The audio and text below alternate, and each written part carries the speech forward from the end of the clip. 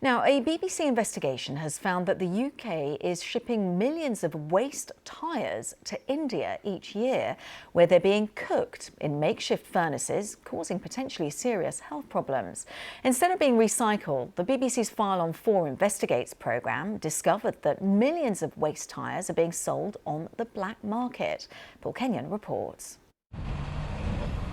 Most of us drive a car, and most of us at some time have to get our tyres changed. That's good, thank you very much. Off with the old, on with the new. And within the bill, a small charge we all pay for our tyres to be disposed of safely and recycled. So this is our tyre at its end of use point. The interesting question is, where does it go next? Well, they're supposed to be shredded, then used for things like surfacing horse arenas and children's playgrounds.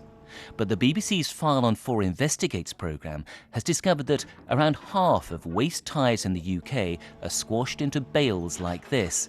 It's more profitable to do this and then ship them abroad. Together with journalists from an organisation called Source Material, we teamed up with an industry insider who fitted trackers to end-of-life tyres to see where they ended up. What followed was an extraordinary journey, all the way to India, where instead of going for recycling, they were diverted on a 1,000-kilometre journey into central India. And look where they ended up, in pyrolysis plants.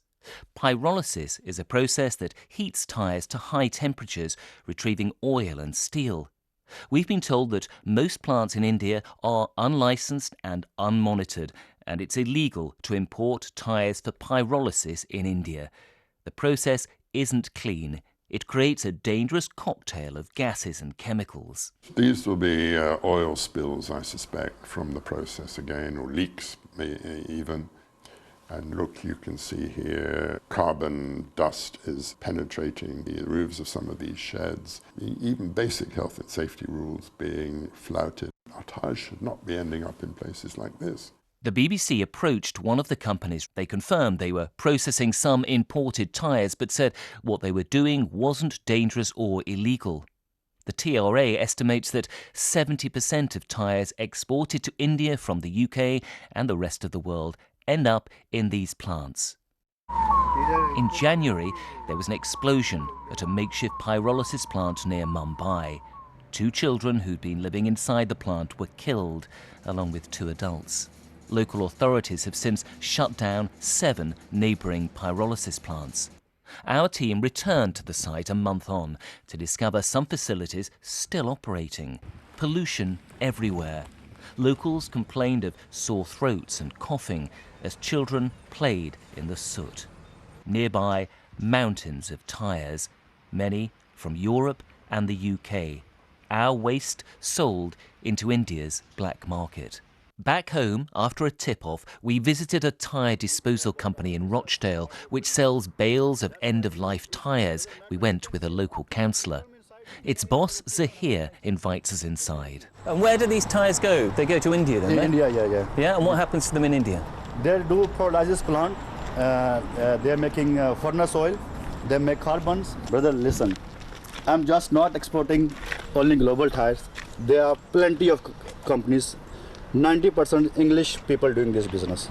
Zahir points out he can't control what happens when tyres arrive in India. So his point is, yes, he does export end-of-life tyres to India where they are burned, with huge environmental consequences. But he would say everybody does it. It's an open secret within this industry. And that's the point. He will say, until the government shuts it down, we'll carry on doing it. It's the government's responsibility.